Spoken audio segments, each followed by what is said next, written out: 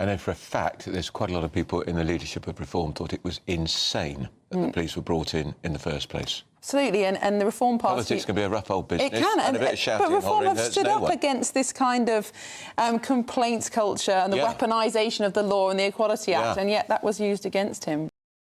Reform UK chairman Zia Yusuf must resign or be sacked by Nigel Farage. That is the only acceptable outcome after Rupert Lowe was today cleared by the CPS with the 67-year-old businessman's blemish-free criminal record intact. There has got to be consequences for engaging in the sort of vexatious lawfare that has been employed by the hard left against those of us on the right against one of your own. I mean, how can a party that claims to be against the weaponisation of woke be taken seriously if it wastes the valuable time of the police and CPS by attempting to get its best performing MP jailed for hurty words? When, by the way, don't know if you've noticed this afternoon, we literally have no space in those jails.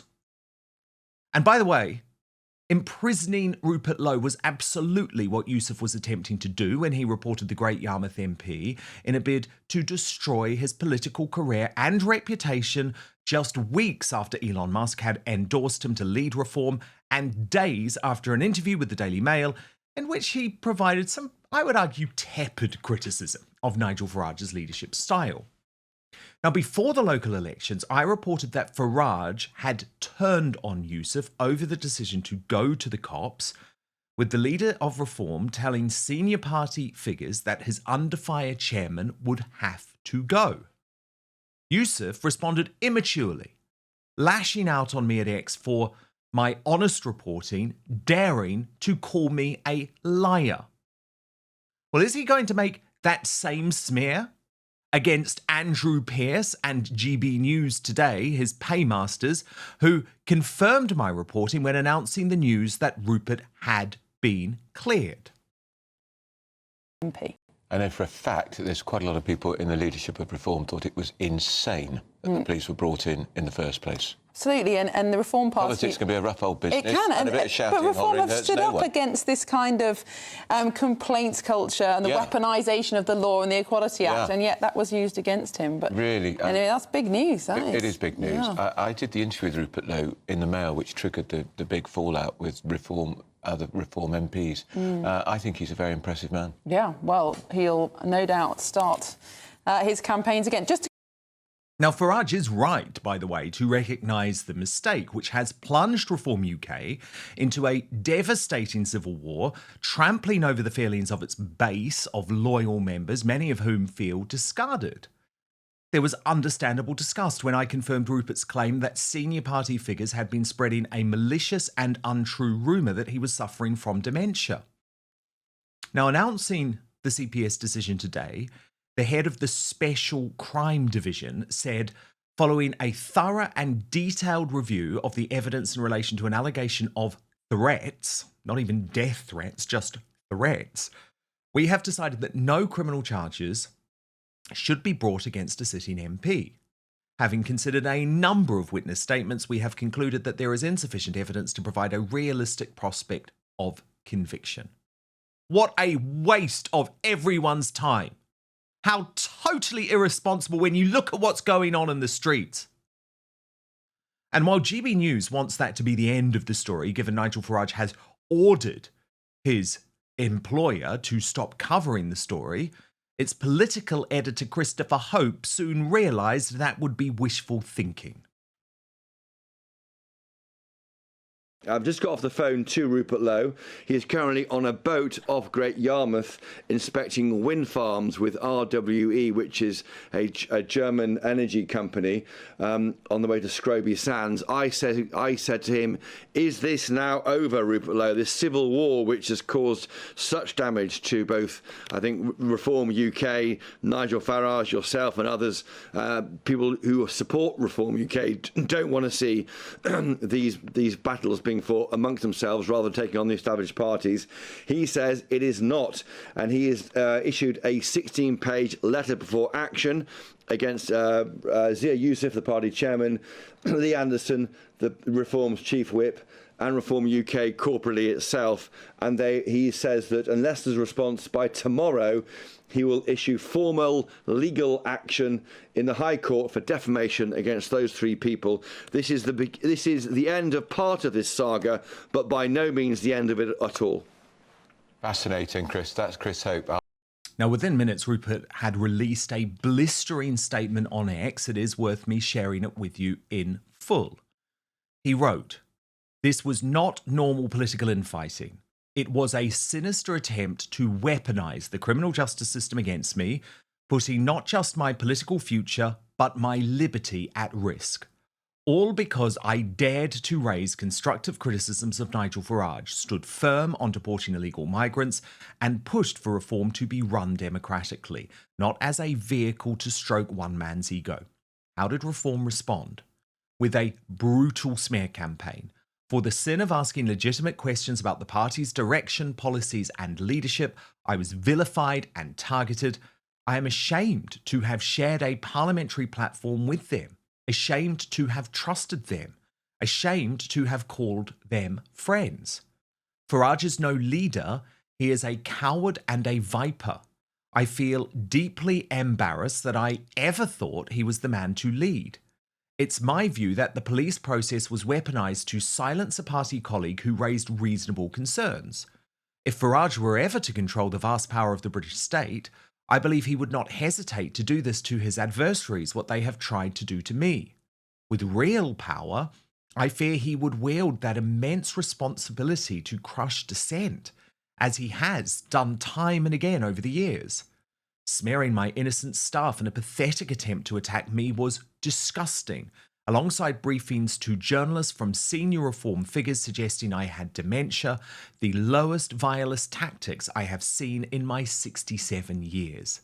They are not fit to lead. They are not fit to be MPs. Please listen when I say this. For the good of our country, Nigel Farage must never be Prime Minister. To the millions of decent reform supporters, you must do what you believe is right. I personally could not remain in an organisation led by such men. They do not deserve your time, your support, your energy, your money, or your vote. I urge you to do what you think is right. When the time soon comes, we will work together to advance a political movement that is credible, professional, decent, democratic, and honest. There will very soon be an alternative to the rotten leadership of reform. And to those of you who have supported me during this incredibly difficult period, thank you. I have been touched by your messages of kindness. Without your support and without my social media platforms, I would have been buried by their smears. I truly mean it. Thank you. You'll be hearing a lot more from me very soon. Rupert. Wow. Blistering statement. What's been fascinating, by the way, is to see how many dishonest players there are in the media over this, even the independent media space, who would not report that statement. GB News would not read it all. In fact, GB News this afternoon had Lee Anderson on as a guest with Martin Daubney. Not one question was asked of him about this story. So there are propagandists for reform. And by the way, I know lots of you would want me to be a propagandist for reform, but that isn't how I operate. I am an independent journalist. Rupert Lowe's fighting talk was soon backed up by Reform UK's former deputy leader, Ben Habib. Watch.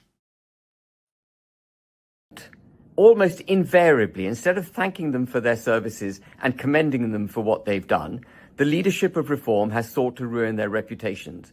But with Rupert Lowe, what they did was go one step further. They used the very kind of lawfare against which they should be standing to try not just to ruin Rupert Lowe, but to have him incarcerated. That, at every single level, should be abhorrent to anyone of any political persuasion.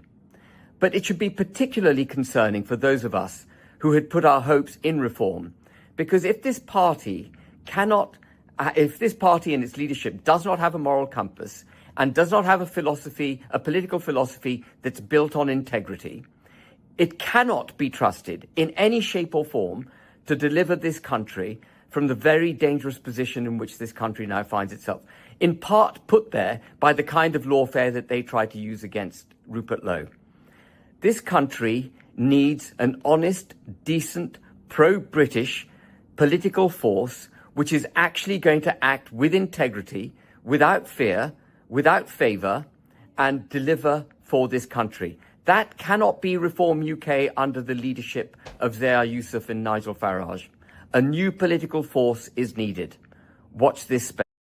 Now, ironically, before the decision was announced today, Yusuf had been tweeting an interview in which he had proclaimed that our, quote, justice system is broken, and if you complain about petty theft, you're ignored. So I had to point out to him, the justice system is also broken because people like you waste the time of the police and the CPS by making spurious complaints about hurty words. You can never complain about this again, given you're now the poster boy for lawfare against respectable figures on the right. Now, of course, I do understand that many Reform UK supporters want this story to simply go away. I get it, right? You believe Farage is the best chance to save the country as Prime Minister. You want coverage of his party to reflect that. Now, even though I voted for reform, I was the first to predict that Farage will become PM. I stress that I make no apologies or excuses for covering the party fairly. I'm not a shill or a propagandist, and as a victim of lawfare myself by the left, I just couldn't stand idly by and pretend that what happened to Rupert was acceptable. But I will offer fair coverage to Reform UK as a journalist, and I think you have to start judging who is offering fair coverage and who is simply a propagandist or someone who, can I be completely frank with you, wants to become a Reform UK staffer or Reform UK MP or potentially even a Reform UK cabinet minister. That's fine, by the way. I just think they need to be open about what their motivations are. But I think Reform needs to also think about the damage that it has caused itself by losing Rupert Lowe, a man willing to have these types of unfiltered exchanges in the MSM. The NHS exists to provide the best possible care to patients. Now, some of those patients will feel more comfortable speaking in their native language. I don't care. Right? I have no interest in that. Well, fine. Like they should speak English. They live in England, they should speak English. He's a loss, and he will be again for whichever organisation he decides to join next. Some fascinating reaction to this from people who I respect today. Ex-Reform UK London mayoral candidate Howard Cox posted, CPS is not taking Reform Zia Yusuf's pathetic infantile allegations further against Rupert Lowe. Must be grounds for Rupert to place a legal defamation response now, or at the very least a public apology from Nigel and Zia. Connor Tomlinson concluded, in March, Nigel Farage wrote in The Telegraph that Reform has acted responsibly over Rupert Lowe. This is now provably untrue. You are an honourable and honest man, Rupert, and an asset to any movement you belong to. I am glad your inevitable exoneration has arrived. None of this needs to have happened. Calling the police was a needless escalation. I hope you receive an apology.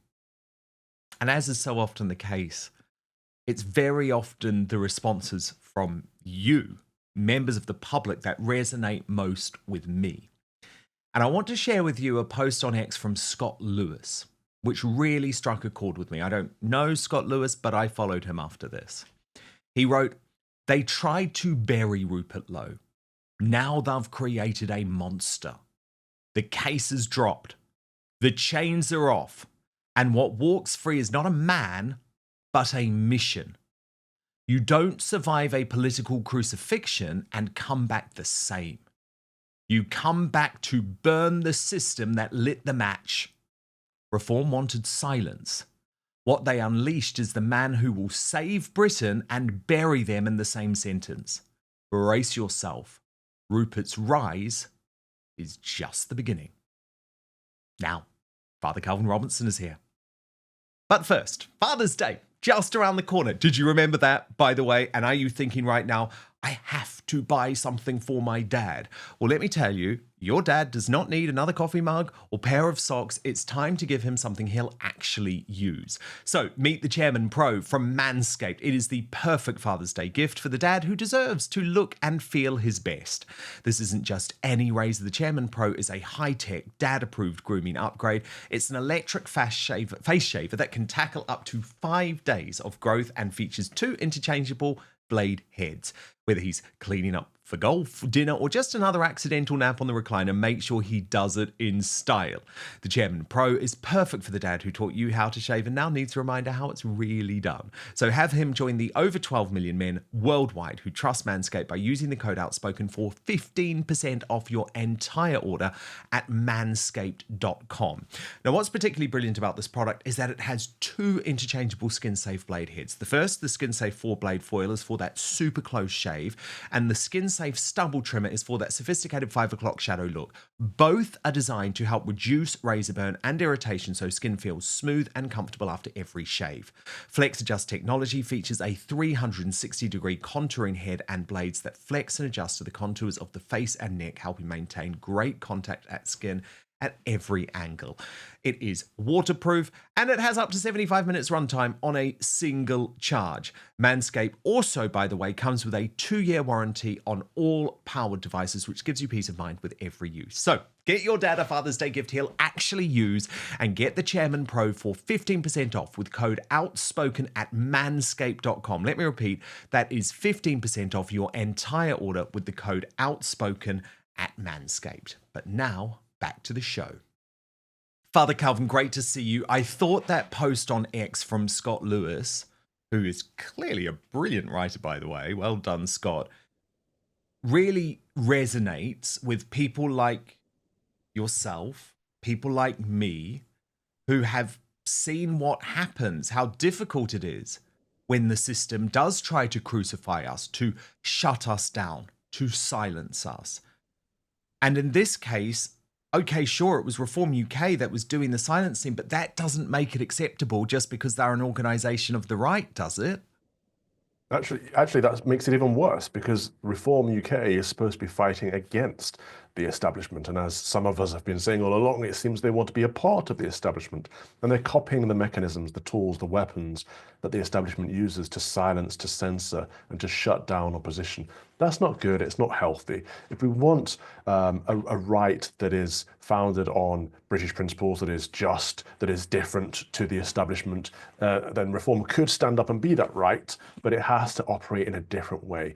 And when we've got people like Rupert Lowe, who everyone who knows him, everyone who's ever worked with him says he's a good guy, right? When you've got someone like that who's really storming the polls and becoming a favourite amongst the core voters with the base, when you've got someone like that who gets instantly shut down, attacked, lawfare used against them, you've got the police coming around, you've got his guns being taken away, you've got press releases left, right and centre, you've got Isabel Oakeshott sneering on TV, you've got Richard Tice sneering on TV, you've got Nigel Farage at every opportunity he can get, dragging Rupert's name through the mud. When we see that, it tells us that actually the right is no better than the left, and therefore why would we bother voting for them? And this is the problem. If Reform want to make a difference, if they want to offer a different approach, they've got to be different, quite literally, to everything else that we see around us. You know, the problem that we've had in Britain for so long is that the Labour Party and the Conservative Party seem indistinct from each other. And it's not just about their policies, because sometimes their policies are different. It's the way they act. It's the way they treat ordinary working class British folk. It's the way that they don't seem to care about the issues that most of us care about, and they don't treat people properly. And if Reform are going to become exactly like that, then they may as well just join the Conservative Party and or Labour. What is the point? Yeah, it's an interesting one. I find this difficult, though, Father Calvin. I'm not going to lie. And what upsets me, actually, is that I believe I've covered this case completely fairly, actually. I think I've always tried to present both sides, and I'm not one of these people, by the way, and I respect a lot of these people, Ben Habib, probably yourself, Father Calvin, lots of people who actually think Reform UK is definitely not the vehicle. I've never said that, right? I have never said that. But unfortunately, what I have seen over the course of this case, Father Calvin, is a lot of bullying and thuggish behaviour to try and silence people. And I'm really disgusted with GB News because you're meant to be a news organisation. How can a story like this break today and you don't read out the full statement from Rupert Lowe? You've got Lee Anderson, who is the chief whip, who co-authored the statement with Zia Yusuf, which went out reporting that Rupert Lowe had been shopped to the cops, and you don't ask him anything of it. It's like you're not doing the right a favour if you simply act as propagandists. Right. So the people that we know, love, and respect and admire, the people who are supposedly on our side of fighting against the approved narrative, they want it so bad. They want reform to be the opposition so bad that they're willing to overlook bad behaviour. That's part of the problem. That's part of the problem I tried to raise with Alex Phillips when we were on the panel together. That's part of the problem I know you've been trying to point out to Matthew Goodwin. Like, people who are supposed to be on the side of good overlooking bad because they need it so badly. That's not good. That's not helpful. We need to rise above all of this petty, as you call it, bullying. We on the right need to be better than this if we want to turn our country around and make it a better place for everyone to live. And we don't do that by covering up this bullying, by drinking the Kool-Aid of a party or the Kool-Aid of Nigel Farage and pretending like he's an innocent angel who can do no wrong. He is a human being. He makes mistakes, but he needs to be challenged on those mistakes and called out on them so he doesn't continue to make them. We all make mistakes and we all need friendly, critical feedback. And if Farage can't receive it because he can't handle it and he shuts people down, and the people around him won't receive it because they daren't acknowledge that he's doing anything wrong just in case the whole thing falls apart, then none of it's going to work. None of it makes any sense. And it's a great shame because we do need change. We absolutely do need change. But reform cannot be it until they can get their act together. Yeah, but that's the key point, isn't it? Until they get their act together, Father Calvin. And that's why I'm not going as far as Ben Habib and Rupert Lowe. I'm not prepared to say that there's no way Nigel Farage should ever be Prime Minister or anything like that.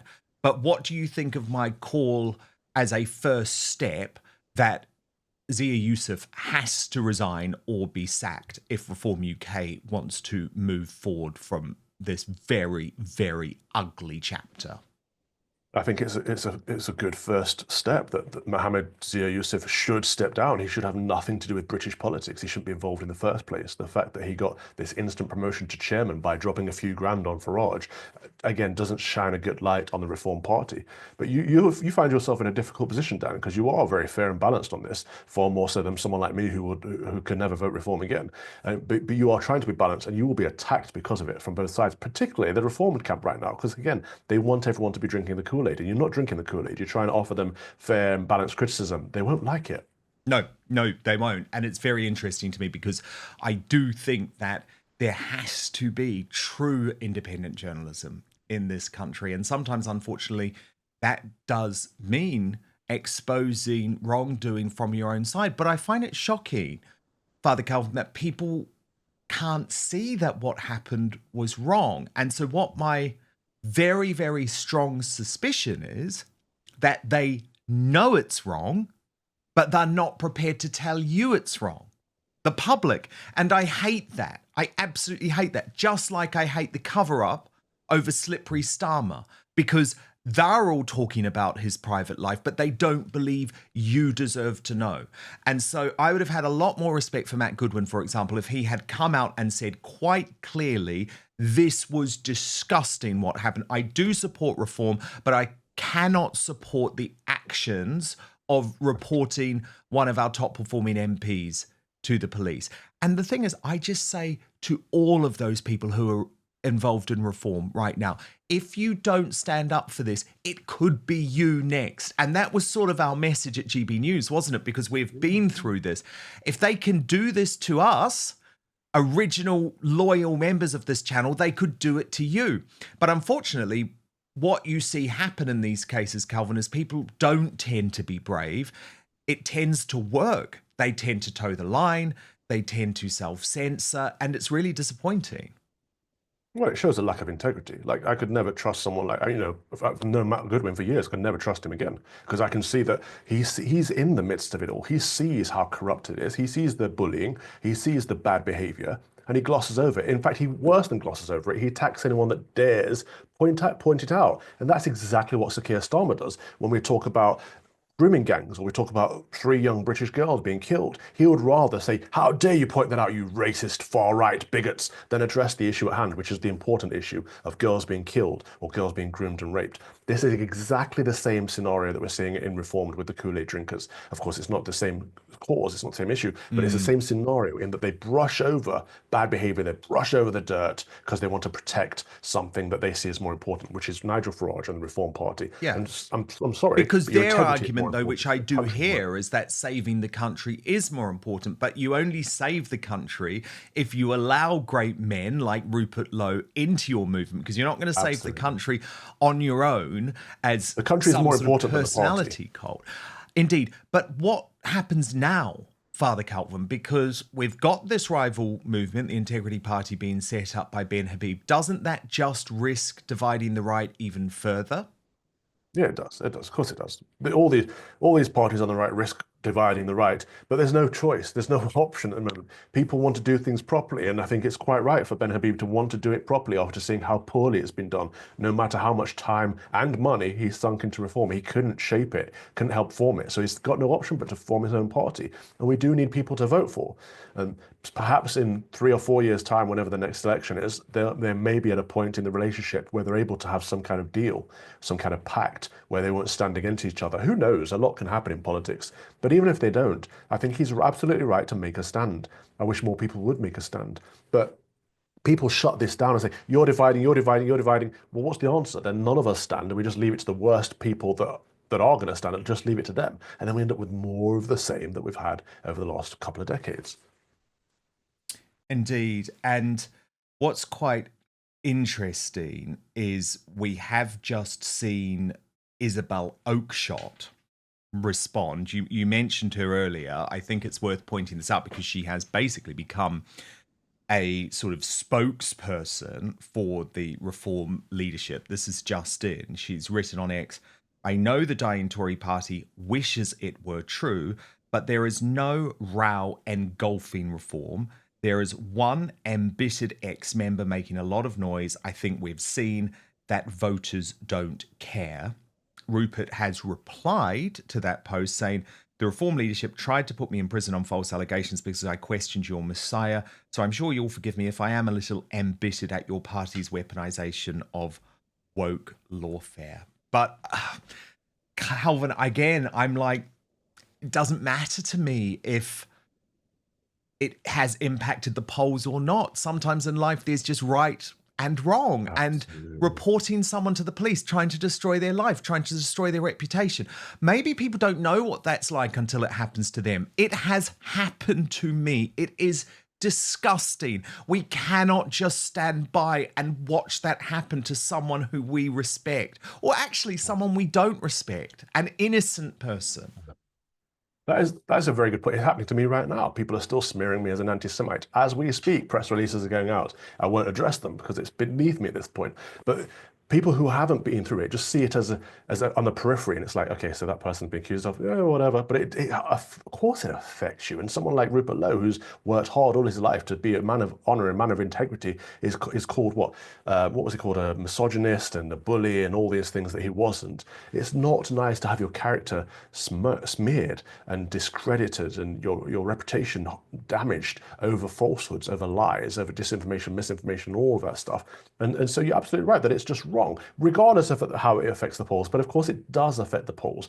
We've seen this, a lot of the Reform members are unhappy with the way Reform is acting. And yes, voters voted Reform in these local elections, but what if they're holding their nose and voting Reform because it's a local election? They know it doesn't really matter. When the general election comes around, they'll be thinking a lot more seriously about who they vote for. I don't think people like Isabel should take it for granted, and I certainly don't think she should be still sneering at Rupert Lowe and attacking him publicly. She shouldn't be doing any of this. She should leave that aside because it just makes them look bad, because it is bad. Stop it. Yeah, I mean, I guess all I'd say to Isabel is, how would you feel if they did that to Richard? How would they feel if they did that to your partner? You would stand by him and you would think that was very wrong. Thank you so much for watching Dan Wootton Outspoken. Please click on my face just to the bottom left to subscribe to this brand new independent news source. and turn on the notification bell so you'll be alerted to our brand new live shows, uncancelled interviews, and special royal episodes. Outspoken is also now available as a podcast, so you can listen to the show every weekday on the go, wherever you are.